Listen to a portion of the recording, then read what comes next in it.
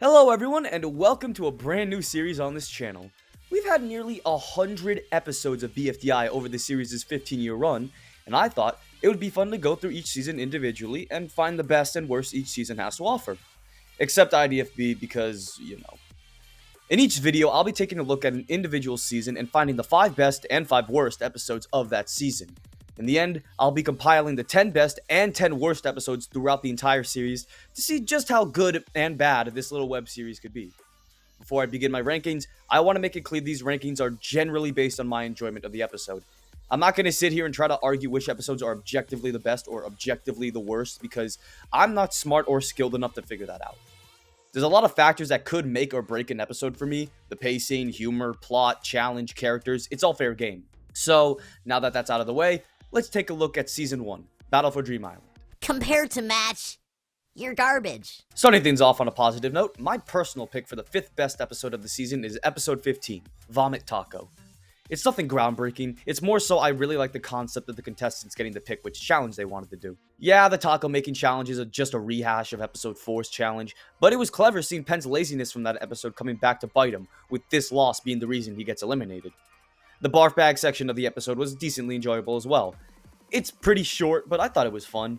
Oh, and of course, how could we forget the dead body line? Truly iconic. Nothing else to really say here, it's just a fun little episode. Well, then you're in luck. How? Switching things up to the 5th worst episode, I unfortunately have to give it to Episode 1, and I'm cutting both parts here. Listen, there's no doubt this episode is one of the most iconic episodes in the entire show.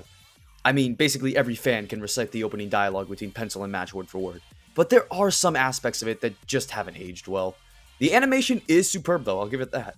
Especially considering this is all done by nothing more than two 12-year-old boys. But I can't help but admit the dialogue is a little rough in some areas. Like, hell man, that team picking scene is hard to get through.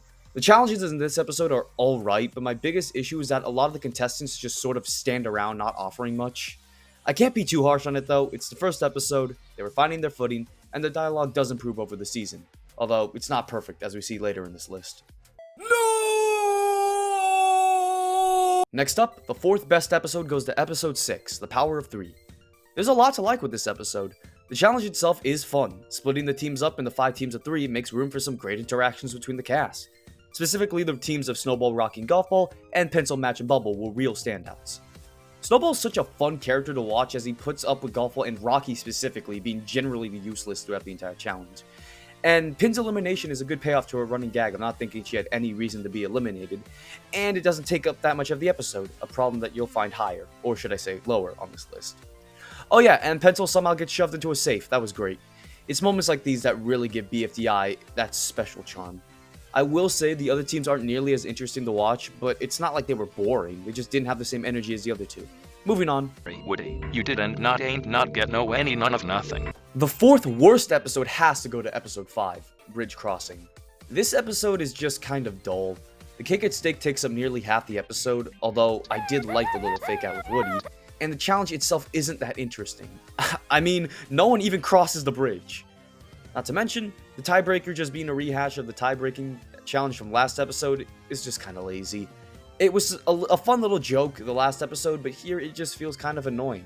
Especially since the Cherries really should have won that last episode, since they won the cake making contest, which, mind you, was seemingly the only part of that episode's challenge.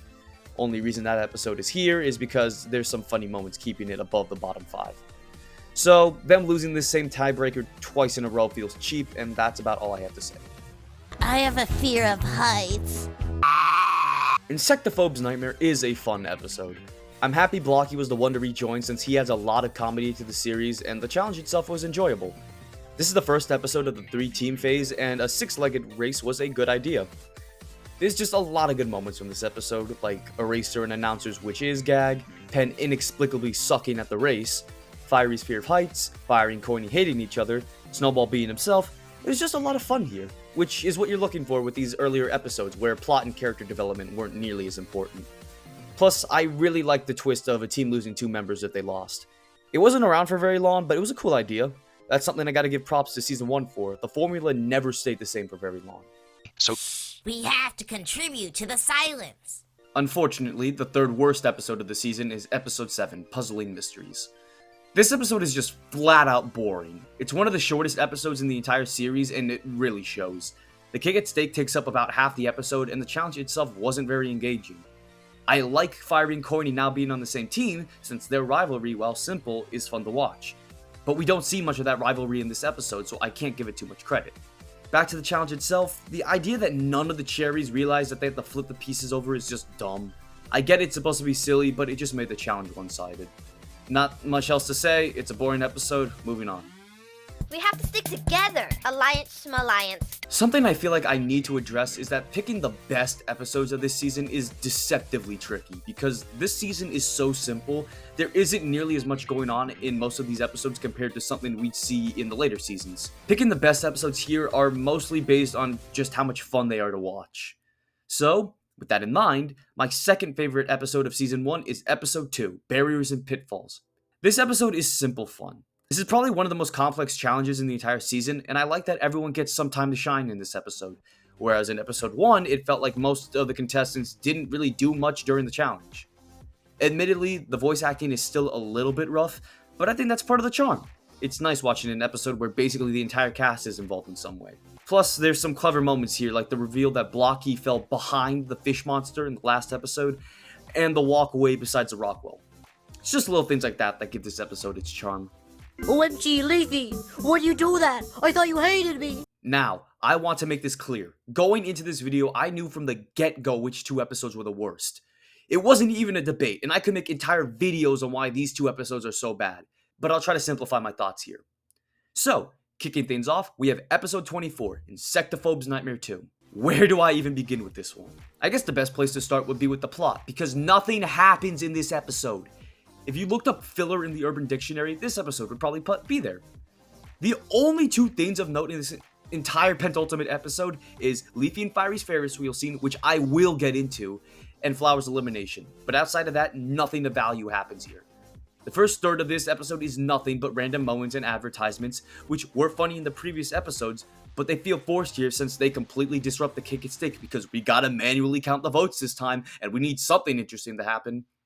Then the middle of the episode is nothing but a drawn-out chase scene with the bugs, which literally means nothing since the announcer easily erases the bugs and all the contestants fake their deaths, so no consequences happen there. Then we spend, and I kid you not, 2.5 minutes recapping every single elimination just to show Flower was the first and last contestant to go, and then the episode ends. Just to clarify, this is the second longest episode in the entire series, or entire season, my bad, and boy do you feel it. It's the exact opposite problem with BFDI 7, where everything's suddenly dragged out to an absurd degree. Now, you may have noticed, I have not mentioned the Ferris wheel scene yet, and to that I say patience, because there is so much to talk about with that scene. But how about we move things over to something more optimistic? No discrimination, please. I'm the circular floating cloud. And I'm the cheese whore. In my opinion, the best episode of Season 1 is Episode 23, Hurtful. Despite the travesty that follows, I think this is a great final challenge episode, and the final four are all enjoyable. Flower specifically carries a lot of this episode. She's basically the glue that holds these final contestants together, since without her, there wouldn't be much of a conflict between the cast outside of just finishing the challenge.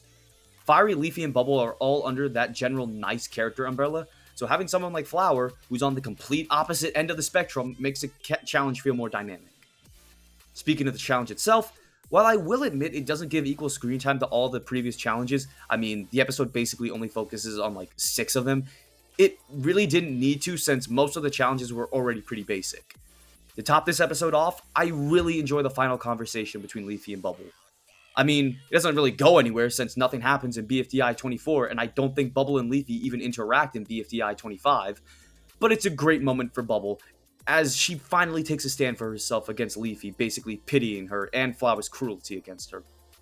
The only real complaint I have is the results of the challenge, since there was no way anyone other than Flower was going to be eliminated. At that point, I feel like Jack and Jellify should have just made it last to finish the challenges eliminated. But other than that, this is just a great all-around episode. If only I could say that for the next episode I'm about to talk about. To see Dream Island. Well, Leafy, I don't think I can let you in. What? But you let everybody else in, even Coiny. This episode was always going to be at this number 1 spot. It doesn't matter how many times I rewatch this season, this episode will always be the worst by a long shot. So, without any more delays, ladies and gentlemen, BFDI 25 Return of the Hang Glider. It'd be one thing if this was just a boring or uneventful season finale, but oh boy, this is anything but uneventful. First off, let me just say that I am completely fine with Fiery winning. Bubble would have made more sense with how much the season focuses on her and the relationships she had with the cast, but it doesn't mean Fiery was a bad choice. Everything up to the winner reveal is alright. There's a couple good moments here, like the announcer losing his ability to pronounce cuss sounds, but then we get to the Dream Island scene. Fiery begins letting everyone on the Dream Island, including David, a person he basically just met, as well as Flower and Corny, who have done nothing but antagonize and literally kill him. But all of a sudden, decides Leafy should be the only person not allowed onto the island. Now, what could possibly be the reason for Fiery to do something this rash? I mean, he and Leafy got so close during those final few episodes. Well, he tells us. It's because Leafy wanted to get off Fiery's Ferris wheel that would have killed her in the previous episode. Let me say that again. Fiery doesn't let Leafy on the Dream Island because she didn't want to be burned alive because of his own stupidity. Now, this wouldn't be such a big deal if Leafy not being let on the Dream Island was not one of, if not the most important event in the entire series' history. Leafy being led into Dream Island means none of the events in the following seasons occur, and everything that we see happening following BFDI 25 all stems back to this little moment. I can't think of anything that justifies this, man. If I were Leafy, I'd buy the Dream Island too, I can't lie. Yes, Fiery does apologize, but that doesn't mean anything if he basically immediately afterwards just ignores Leafy because of a problem he caused. The worst part is Fiery is literally never held accountable for doing something this stupid. No one ever says, "Oh geez, Fiery, you didn't let Leafy into Dream Island because she didn't want to be brutally burned alive?" This is the moment that completely changes Leafy as a character, since now she's basically exiled for stealing Dream Island and doesn't rejoin the main cast until BFB, and even then she's still recovering from this stunt.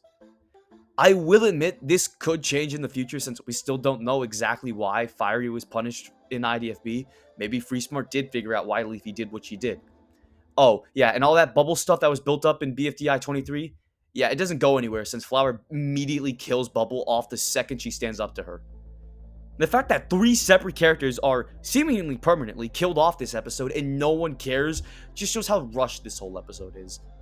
Honestly, I can make an entire video specifically on Fiery and how he really does deserve to be the most hated character in this entire show, and maybe I will in the future. But for now, I think I've summarized why this episode sucks pretty well, and that's all I'll say on it. And that's a wrap on part 1 of this new series. I hope you enjoyed me ranting about cartoon objects for 10 minutes, and if you have any thoughts of your own as to what the best and worst episodes of this season are, let me know in the comments below. Like I said, this is all subjective, and I'm sure there are people who liked my least favorite episodes, and that's okay. Thank you all so much for watching, and I will see you all in part 2.